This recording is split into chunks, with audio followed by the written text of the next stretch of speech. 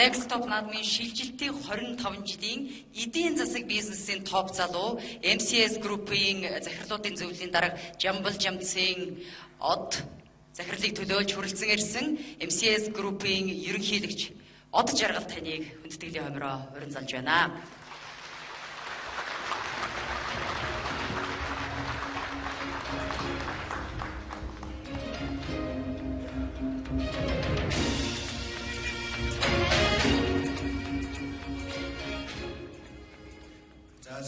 сайн байцгаана уу та. Юуны өмнө би энд намайг Од гэдэг MCS Group-ийн ерөнхийлөгч ажилтай. Тэгээд өнөө өжил захирал техник шилтгаанаар хийж амжсангүй тэгээд та бүхнээс бүгднгээс нь хүлцэл өчөөд намайг энэ өөрийнх нь хэлэх байсан би та бүхнээс өрөөж уламжиж өгнө гэж хүсснийг би одоо хэлчихлээ.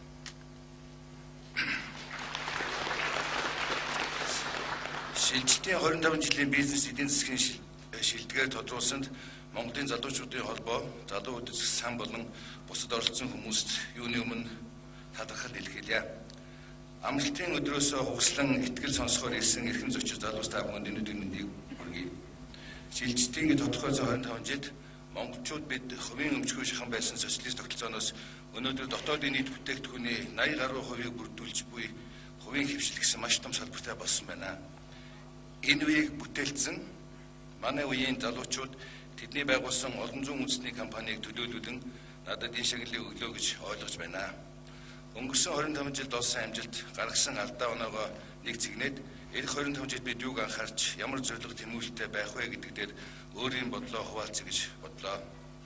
Хүүхэд насны мөрөөдөл ирээдүйн тухай төсөөлөөс яриагаа эхлэе. Бидний үед Facebook, Instagram гэж байсангүй. Харин нэг дурсгалын дэвтэр гэж байсан. 10 жилд хүүхэд бүр нэг дэвтэр нээгээд ангийнхнаараа аялуулж дурсгалаа үлдээдэг. Хүүхдүүд голдуу мөрөөдлөө ирээдүйн талаарх гоё төсөөллөө энэ дэвтэр зурдаг байсан. Би бас их мөрөмт хүүхэд байсан юм шиг байгаамаа. Энд пост гэж бичсэн байшин байгаа шít. Энд бол жишээлбэл төв шууд юм шиг байгаа. Хажууд нь офис гээд өндөр байсан зурчихсан. Тэр нь Central Tower юм шиг. Өөр нэг дэвтэр дээр Coca-Cola гэсэн бичгтэй байшин. Цаана байгаа өндөр байшин дээр нь 5 хошуутай бараг л өнөөдрийн MCS-ийн лого шиг харагдаж болохоор бүр сүүдийн зургуудыг олж хараад маш их гайхсан. Тэгээд мөрөөдөл зөнтэй байдаг юм байна. Бас мөрөөдөж чадвал бүтээж болдог юм байна гэж бодох болсон. Дурсгалын дэвтэд 1983 онд буусан мөрөөдөл 2001 онд биелээ олж 100 гаруй жилийн түүхтэй Coca-Cola компанитай бид хамтран ажиллах болсон. Энэ хугацаанд манай залуучууд дэлхийд тэргүүлж Coca-Cola брендинг үйлдвэрлэл, технологи, маркетингийн ноу-хауг Монголд нутагшуулж 200 гаруй улсад үйл ажиллагаа явуулж буй компаниудын дотроос ахиц хөгжлөөрөө тэргүүлдэг шилдэг хамт олон болсон бидний өнөөдрийн бахархал юм аа. Бидний 25 жилийн өмнө бизнесээ эхлүүлэх үед улс орны эдийн засаг байдал ямар байваа?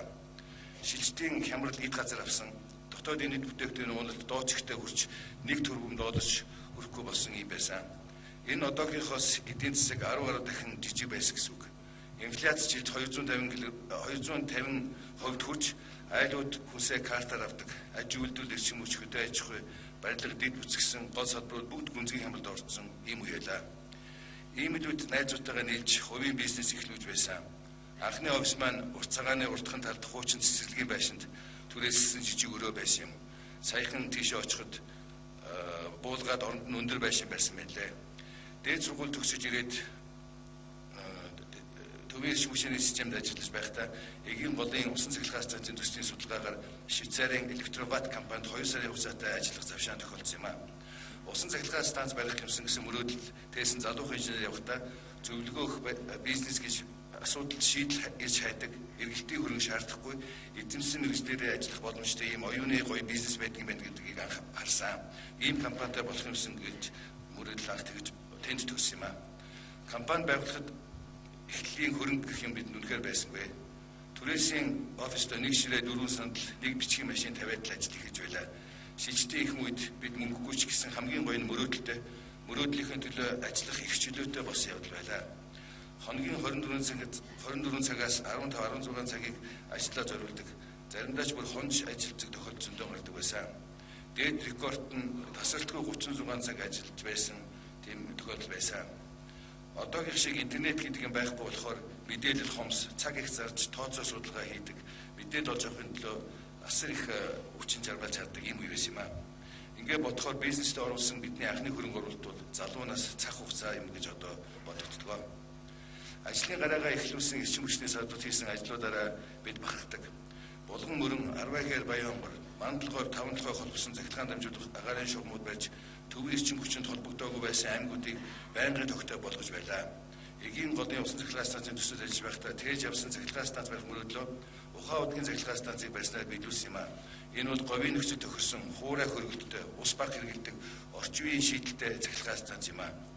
Сүүлийн үед манай залуучууд нар салхины станц дээр сэргээгдэх эрчим хүчний зөрчилийг бүтээн байгуулалтад амжилттай оролцож байна. Дэлхийн хөгжилтэй хөл нийлүүлэхэд хамгийн чухал салбар бол мэдээлэл харилцаа холбооны салбар байдаг. Өнгөрсөн 25 жилд харилцаа холбооны салбарт төрөөс зөв бодлого хэрэгжүүлсний дүнд өнөөдөр монголчууд бид дэлхийн аль ч улс орноос дутхгүй тэрч бүхэл зарим хөгжсөн улс орнуудаас төрүүлж алхаж байна. Бид энэ салбарт харьцангуй сүүлд буюу 10 гаруй жилийн өмнө хөл тавьсан ч маш хурцсан ахиж өнөөдөр Unitel Group маань IPTV, 4G, гэр интернет, Lug TV зэрэг нийтийг хамарсан олон шинэ үйлчлэгийг анх түрүүн орон даяар хэрэглэгчдэд хүргэсэн. Монгол улс 4G сүлжээг орон даяараа нэвтрүүлсэн гэдгээрээ дэлхийд 25 дахь улс болж бүртгэгдсэн бол IPTV нэвтрүүлсэн 26 дахь орн болсон. Өдгөө орон даяар 170 мянган айлд Univision-ийн үйлчлэгээ хүрчээ. Гэр хороолол хөдөө орон нутгийн айлч гэсэн интернетэд холбогдох боломжийг гэр интернет үйлчлэгээ бүрдүүлж 70 мянган өрх холбогдоод байна. Зургтын сувгууд кино контентыг хаана яваа газараа үзэж болдог Lug TV үйлчлэгийг авч байгаа хүний тоо 100 мянга хүрээд байна. Unitel бол харилцаа холбооны салбарт үндэсний мэргэжлүүд Монгол инженерүүд бие даан хөгжүүлсэн төсөл. Үүнийг гадны мэргэжлүүд ирж үзээд Монгол залуучуудын ур чадварыг үнэлж байгаагаа нуудаг юм аа. Ухаан удаг бол монголчууд бие даан хэрэгжүүлсэн уул уурхайн дэд бүтцийн том төсөл юм аа. Орчин үеийн дэлхийн жижигхэн уул уурхайн том төслийг монголчууд бид бие даан хэрэгжүүлж чадна. Монголоор өгсөн нүүрсний брендийг бий болгож дэлхийд гаргах гэсэн зорилго тэмүүлэл итгэд үнэмшилтэй хөтлөгдөн дэд бүтц огт хөгжөөгүй хов хоосон ухаан удгийн талд өхнийг нойлоос эхлүүлж байлаа. Энэ бол үндэсний хувийн хөвшил мандайлан бие даан хэрэгжүүлсэн анхны уул уурхайн дэд бүтцийн том төсөл юм аа. Ухаан удаг төслийг нийт хөрөнгө оруулалт нь 1.2 тэрбум $, давсан. Олон улсын санхүүгийн зах зээлээс босгосон энэ хөрөнгөөр бид Австралийн дэвшил технологийн нутагшуудан Монголын анхны нүүрс баяжуулах үйлдвэр байгуулж улсын болон захиргаан хангамж гэсэн уурхайн дагалдах дэд бүтцийг орон сууцны хороолол сургууль цэцэрлэг автозам гэх мэт нийгмийн дэд бүтцийн хамт барьж төслийг бүтээн байгуулалтын говь нутгийн хөгжлийн төлөвлөлтөд уялдуулж хийсэн. Ингэснээр өмнө түүхийгээр гадагш зөөдөг байсан Монгол нүүрсийг дотоодоо нэмэгдэх шингээн боловсруулж олон улсын зах зээлд өрс төхөц үнээр экспортлох боломжийг бүрдүүлсэн юм аа. Гэхдээ энэ бүхнийг Energy Resource дангаараа хийчихсэн үү гэвэл үгүй юм аа. Ухаан удаг төслийг Монгол компаниуд, Монгол инженерүүдийн хамтын бүтээл гэж хэлнэ.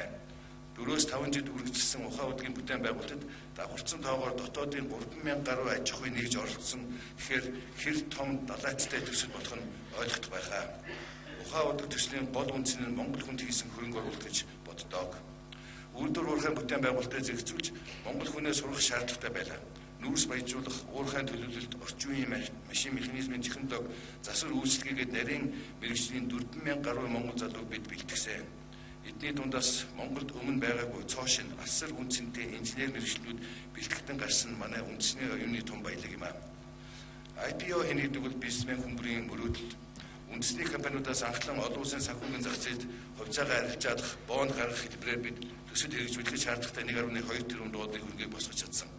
IPO хийн гэдэг асар том хариуцлага олон зуун мянган хувь нийлүүлэгчдийн сэтгэлийг татаж, итгэлийг нь олж, хөрөнгө босгож бизнес хийнэ гэдэг бол компани засаглалын хувьд хүрч болох хамгийн дээд ирэм юм аа. Уул уурхайн төсөл нь урт хугацаа шаардсан, эрсдэл өндөр гэдгийг манай Energy Resource-ийн замналаас харагдаж байгаа. Дэлхийн зах зээлийн коогших нүүрсний үнийн уналтаас болж компани маш хүнд байдалд орсон ч монголчууд итгэж дааж чадна. Энэ том төслөө өөрсдөө амжилттай удирдах чадвартай гэдгийг дэлхийд таниулахын төлөө зориглон зүтгэсэн менежментийн багийн шантаршгүй чармайлт мянган ажилтнуудын маань хичээл зүтгэлийн дунд бид тулгарсан бэрхшээлийг даван дуулж чадсан. Мөрөөдөл бүхэн маань биелсэн үү гэвэл бас үгүй. Улс орныхоо бензин түлшний хараат байдлыг нүүрс шингэрүүлэх технологиор шийдэж хэмсэн гэж энэ чиглэлээр дэлхийд тэргүүлэх Герман, Японы компаниудтай хамтарч судалгаа хийж 4-5 жилийн хугацаанд нэлээд хэдэн тэрбум төгрөг зарж зүтгэлээ. Гэвч дэлхийн зах зээл дээрх нефтийн уналт гэх мэт олон хүчин зүйлээс шалтгаалаад энэ мөнүүд маань бидээгүй л явна. Өнгөрсөн 25 жил бидний амжилтын үндэс юу байваа гэж харахад ер нь альва байгууллагын бизнес амжилттай явагдахад удирдлагын зүгээс тэнцвэртэй авч явах хоёр асуудал байдаг. Нэгд бизнесээ хараатай оновчтой удирдах.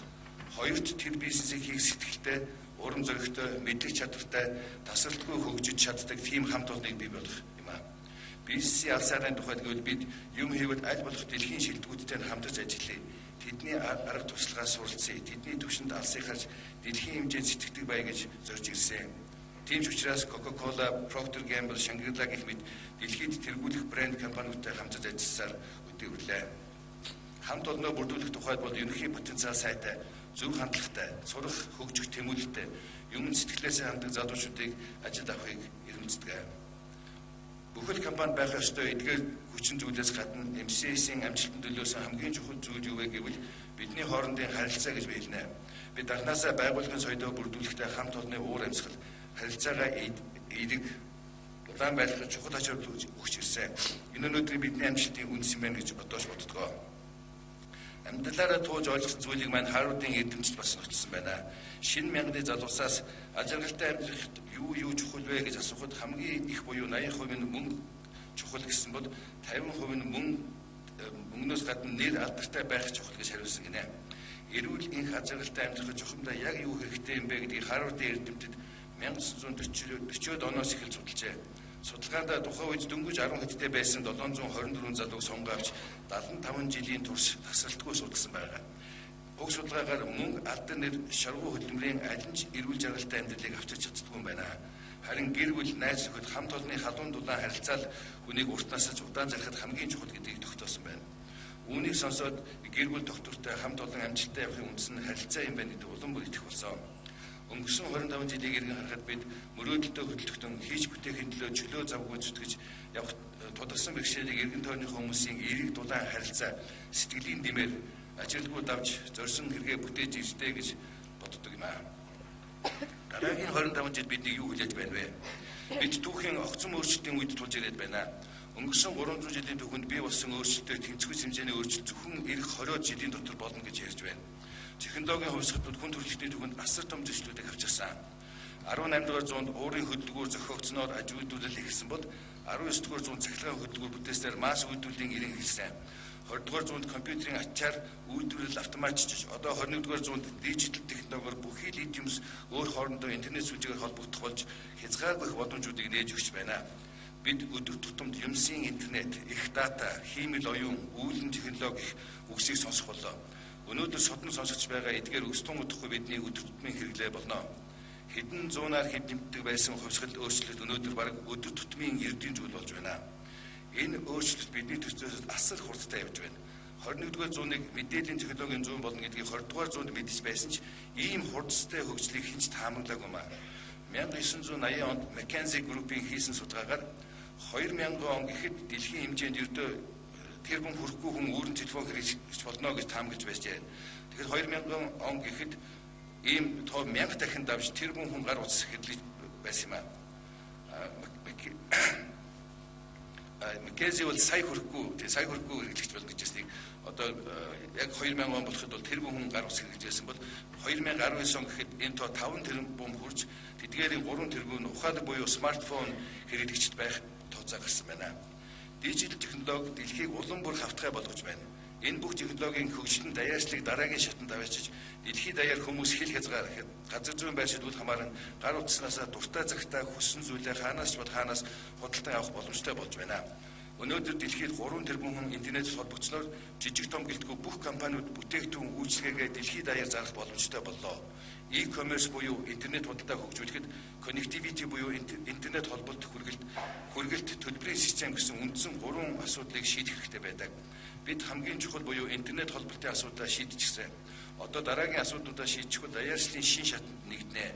Тэгэхээр зах зээлээ Монголынхоо 3 сая хүнээр хязгаарлах биш, дэлхийн хэмжээнд интернет холбогдсон 3 тэрбум хүн гэж сэтгэж зүтгэх хэрэгтэй. Цаашлаад энэ тоо дэлхийн бүх хүн амыг хамрах болно. Байгаль боломжуудаа ашиглахын тулд бид улам илүү нээлттэй байх хэрэгтэй байна. Далай лам хэлсэн байдаг. Монголчууд 20 дугаар зууны эхэнд маш зөв сонголт хийсэн. Төв Монгол 20-р зууныхэнд яг адилхан нөхцөлд манжийн эзэнт гүрний иргэшээлд байсан. Монголчууд нээлттэй бодлого явуулж дэлхийн ертөнцтэй холбогдож улмаар тусгай тогтнолоо баталгаажуулж авсан. Харин төвдүүд өөрсдийн хил соёлоо авч үлдэнэ гэд хилээ хаасан. Тэгээд өнөөдөр 100 жилдээ харахад 21-р зуунд эргээд харахад төвдүүд асар том гүрний аслагдсан мөч хэвээрээ харин монголчууд тусгай тогтнолоо сэргээж дэлхийн соёл иргэшилттэй хөл нийлүүдэд алхаж явна. Тэгэхээр нээлттэй байж бусдыг хүлээн зөвшөөрж бусдад өөрийгөө таниулж шинэ мэдээлэл авч дэлхийдээ нээлттэй харилцана гэдэг бол жижиг улс орнуудын амьд үлдэх хэл соёл эдийн засаг тусгай тогтнол хамгаалах ганц арга юм байна гэж далайлан хэлсэн байгаа. Тиймээс бид 21-р зууныхэнд тохиож буй боломжуудаа зөв ашиглахын тулд гадаадын хөрөнгө оруулалт, технологи, ноу-хауг нэвтрүүлэхэд илүү нээлттэй хандаж, харилцан ойлголцож хамтран ажиллаж байж 20-р зуунд сэргээсэн улсын тусгай тогтнолоо эдийн засгийн тусгай тогтнолоор баталгаажуулж чадах юм аа. Ирээдүйд бид ямар боломжуудыг нээж өгч байна вэ гэвэл өнөөдөр интернетэд холбогдсон нэг хүн гэхэд гар утас, iPad, компьютер гэдэг хэд хэдэн захин төхөөрөмж хэрэглэдэг болжээ. Цаашлаад юмс интернетэд холбогдохын хэрээр эдгээр төхөөрөмжийн тоо 2020 он гэхэд 50 тэрбум, 2050 он гэхэд 500 тэрбум хүрнэ гэсэн тооцоо байна. Хүний хэрэглэж байгаа бүх юмс тийш бүхэл хүн өөрөө сүлжээнд холбогддог болох цаг ойртож байна. Юмс захимжиж интернет сүлжээнд холбогдохын хэрээр захим төхөөрөмжийн үйлдвэрлэл өсч алт зэс захиур газрын хууль элементүүдгээд эрс бодисын эрэлт хэсгэн дамжиггүй. Хүн амын тоогоор дэлхийд тэргүүлдэг энэтхэг хятадч хотчд мөддөөс харах төлөвгүй байгаа нь дэлхийн зах зээл кооксчих нүүрс төмрийн хэрэгцээ их байхыг тодорхойлж байна. Ингээд бодохоор ойр ирээдүйд уул уурхай салбар улс орны эдийн засгийн хөгжлийн гол хөдөлгүүр байсаар байх юм аа. Нөгөөтэйгүр уул уурхай бус экспортыг нэмэгдүүлэхийн тулд аялал жуулчлалын салбарыг хөгжүүлэх хэрэгтэй байна. Технологийн ачаар хүмүүс бага ажиллаж их аялах боломжтой болж байна. Мөдгөн хүмүүс 7 хоногийн 3 өдөр өдөртөө ердөө 4 цагт ажиллаж бусад цагаа аялал жуулчлах дэлхийн ертөнцтэй танилцах зориулт болно гэж Алибабагийн Жак Ма хэлсэн байлаа. Бид хөрсөнд орох баялгаа ашиглахаас гадна хөрсөн дээрх шавхцшгүй баялаг болох онгон байгаль, агуу түүх, нүүдлийн соёлоо түшиглэн аялал жуулчлалын салбарыг хөгжүүлж улмаар улсынхаа эдийн засгийн нэг том тулгуур баг нь босгох хэрэгтэй байна. Жилдээ нэг биш бүр 5-10 сая жуулчин хүлээн авах мөрөөдөлтэй байцгаая. Сая жуулчид Монголыг зориод ирэхэд нь тосч аваад үйлчлэхэд бэлэн байх том салбарыг бид хүний нөөцтэй хамт хөгжүүлэх хэрэгтэй болж байна. Жуулчд ирэх боломжтой зуны богинохон үйлд залуучууд танаар завгүй хөлмөлж байж байгалийн үзэсгэлэн дүүхийн дурсгал өвөл өвжил гэсэн шавхцгүй баялгаа эдийн засгийн эргэлтэндүүд оруулж чадна. Эрүүл органик хүнс үйлдвэрлэгч орн гэсэн имиж бүрдүүлэх баялаг өгдөл Монголд бас байна. Бүх юм захимжийн хэрээр хүн төрөлхтөн эргээд байгальдаа ойртохыг эрмэлзэж органик хэрэглээг эрхлэх болжээ. Өнөөдөр хүмүүс органик хүнсийг хэд дахин илүүнээр худалдан авах сэтгэл зүйн бэлтгэлтэй болж эрэлт бодиттой нэмэгдэж байна. Монголын хөрсөнд бордоо хэрэглэлгүй ургуулсан хүнсний ногоо үр тариа тал нутагта тааваараа бэлдсэн малын мах сүү арьс ширноос ноолур гээд хөдөө аж ахуйн бүтээгдэхүүнээ бид зөв менежмент маркетинг хийж чадвал эко органик бүтээгдэхүүнийг дэлхийн зах зээл өндөр үнээр нийлүүлэх бүрэн боломж бий. Уул уурхай хөдөө аж ахуй аялал жуулчлалыг дагсан эдийн засгийн дэд хөдөлгөөнөөр хотод биш хөдөөд ажлын байрууд олноор бий болж улмаар Улаанбаатар хотын хэд төвлөрлийг сааруулж энд тулгамдсан олон асуудлыг шийдвэрлэх боломж бүрдэх юм аа. Бид хойч үеэ дижитал нэрэнд хэрхэн бэлдэх вэ? 2045 онд гэхэд хиймэл оюуны ухааны чадвар хүнийхээс давна гэж эрдэмтэд таамаглаж байна. Японы эрдэмтдийн таамаглалаар 2030 он гэхэд тус улсын нийт ажиллах хүчний 70% нь хиймэл оюун ухаанаар солигдох юм гинэ. Технологи өндөр үндэс Японд ийм болно гэж бид бодож болохгүй. Хиймэл оюун ухаан, роботч гэх зүйлс улс орны хил хязгаарыг үл хамааран тархах болно. Үйлдвэрлэлийн салбарт хүний ажлын байр буурах хэдий ч нөгөө талдаа үйлчлэгээний салбарт шин ажлын байрууд бий болно гэж үзэж байгаа. 2025 онд шинээр ажилд орох залуучуудын 60% нь өнөөдөр байхгүй цоо шин ажил мэргэжлэр ажиллах болно гэсэн таамаглал байдаг. Ингэж машин хүнээс илүү ухаалаг болж алдаагүй ажиллаж байхад хүүхдүүдэд бид ямар боловсрол олгож аль ур чадварыг нь хөгжүүлэх вэ гэдгийг нийт даруй нухацтай авч үзэх хэрэгтэй байна. Ирээдүйн ажлын байрууд хүнээс бүтээл сэтгэлгээ, харилцааны ур чадварыг илүүтэй шаардах юм байна. Гадаад хэл тэр дундаа англи хэлийг сайн эзэмшиж, дэлхийн ертөнцийн нэг хэлээр харилцан холбогдож, интернетийн далай мэт их мэдээлэлээс чухал хэрэгтэй мэдээлэл шүүж тунгааж авч сурч гэмээн хойч үмэн дэлхийн хөгжөөс хоцрохгүй хөл нийлүүнд алхах болно. Гадаад хэл сурахын хэрээр хүн их хэл уламжлал соёлоо илүү хайрлаж хамгаадаг юм байлаа. Оюуны өндөр чадамж буюу IQ дээр нэмээд EQ буюу сэтгэлийн чадамж бүтээч сэтгэл хөгжүүлбэл Монгол хүний бүтээмж үнцэн дэлхийд гайхах болно гэдэгт би эргэлзэх байна. Ирэх 25 жилд бид юу анхаарах вэ? Өнгөрсөн хугацаанд бид нүдэнд харагдах олон сайхан бүтээн байгуулалтыг өрнүүлжээ. Харин нүдэнд харагдахгүй хэрнээ бидний өдөр тутмын амьдралд хэвшил болж бүр улс орноороо урагшлах, хөгжихэд саад болж байгаа нэг том ухралт гарчээ. Энэ бол монголчууд бидний хоорондын харилцаа. Өнөөдөр харилцан ойлгож хамтран ажиллах гэдэг зүйл манай нийгэмд маш ихээр өгүүлж байна. Наад захын замын хөдөлгөөнд хэрхэн оролцож байгаагаас бидний харилцаа бие биенээ хүндэтэх сэтгэл хичнээн доросныг харж болно. Дотоодоо төдийгүй гадаад улс орнуудтай харилцахдаа бид ямар алдаа гаргав гэдэгтээ дүгнэлт хийх цаг болсон. Зис нүүрсний зах зээлийн үн 2017 оноос эхлэн өсөж байгаа ч олон улсын биржээр бүртгэлтэй Монголд үйл ажиллагаа явуулж байгаа уул уурхайн компаниудын хувьд бүгд нэг ижил нийтлэг зүйл байгаа нь хувьцааны хашин өсөхгүй 2010-аас 11 оны түвшнөөс хэд дахин доогуур байсаар байна. Энэ бол манай улсын байр байдалд олон улсын хөрөнгө оруулагчид ямар дүн тавьж байгааг мэдэх ерөнхий индикатор юм а. Юунаас болж бид өнөөдөр ийм байдалд оров? Монголчууд бид яагаад хөрөнгө оруулагчдыг хашрааж үргээх болов? Үүнийг зас залруулахын төлөө хэрхэн хамтдаа хичээл зүтгэх вэ? Энэ олон асуулт бидний хариулт өгөх ёстой болно.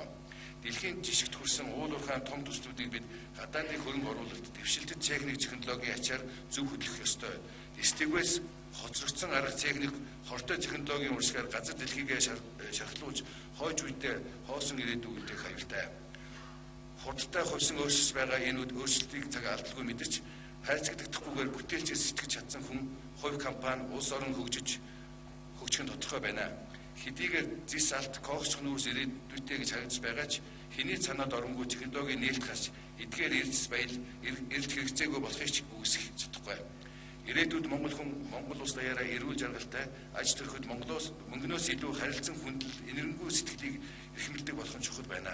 Бизнес бол өвхийн ухаан болохоос авахын ухаан биш маа гэж нээлттэй нийгмийн их батын хэлсэн онсон тодорхойлж гэж би боддог. Бизнесмен хүн амжилт бүтээлийнхээ амтанд шимтэж улам ихийг хийх урам зориг орж дараагийн даваа нухцааг давж ирч хүчийг олж авдаг болохоос зөвхөн мөнгөний төлөө улайран зүтгэсэндээ энэ бүх ажлыг хийдэггүй юм шүү. Шилжилтийн 25 жилийн дотор манай хувийн хвшлийнхэн улс орныхоо эдийн засгийн ачааны хүндийг үүрэгт хийхээтэй болж хүнээр бол эд гялцах 25 насны дээр явна. Өнгөрсөн хугацаанд ажлын байр бий болгож татвар шимтгэлээр улсын төсвийг бүрдүүлэхэд компаниудын нийгмийн үүрэг чиглэж байсан бол одооноос нийгэм тулгамдаад байгаа боловсрол, эрүүл мэнд гэх мэт олон асуудлыг шийдвэрлэхэд нийгмийн хариуцлага чиглүүлэх цаг нэгэнт болсон. Ирээдүйд өсөн нэмэгдэх уул уурхайн бүтээгдэхүүн, аялал жуулчлал, органик бүтээгдэхүүн эрэлтийг хангах боломж Монголд байна. Боломжоо зөв ашиглаж Дэмэн олон шинэ ажлын байрууд нэмэгдэж орлоготой ашигтай бизнесүүд бий болсноор эдийн засгийн өсөлтийг иргэн болгонд айл бүрт хүртээмжтэй болгох нөхцөл бүрдэнэ. Дүгнэж хэлбэл дижитал эрен үе даяарчлалыг дараагийн шатанд гаргаж интернет сүлжээ бидний өмнө 3 сая биш олон тэрбум нийт хүнтэй асар том зах зээлийг нээж өгч байна. Улам бол хурцж байгаа хувьсэл өөрчлөлтийн нээлттэй бүтээлчээр хандж чадна түүнд боломж нээгдэх болно. Өөрчлөлтийн үр шимийг эдийн засгт шингээхийн төлөө уул уурхай аялал жуулчлал аж ахуйн салбараа хөгжүүл ажлын байруудыг бий болгож хөрөнгө оруулалт дэвшил технологи нэвтрүүлж чадвал өнгөрсөн 25 жилд эдийн засаг 10 дахин өсөх чадсан шиг эх 25 жилд мөн дахин 10 дахин өсөх бүрэн боловч бидэнд бий. Ингийн тулд ирж яваа цагийг бүтээх ирээдүйн хойч үе зөв чиглэлд сургаж боловсруулах хэрэгтэй байна. Ингээд надад олгосон 100 хорон багтаан өнгөрсөн 25 жил өчүүхэн мөрөөдлүүдээ хэрхэн биелүүлсэн өөрийн туршлага онож алдаж байж ойлгосон ухаарлаа залуус та нартайгаа хуваалцлаа. Төгсгөлд нь гартаа атгсан гар утсанд чинь дэлхий багтаж байгаа эрен үеийг эзэглэж төрсөн залуус та нар мэдээллийн их талаагаас мэдлэг хөрөнгөлүүд биднээс илүү том мөрөөдлийнхээ төлөө шамталгүй зүтгвэл хүрэхгүй газар гарахгүй оргил гэж үгүй шүү гэдгийг захиж хэлье. Баярлалаа.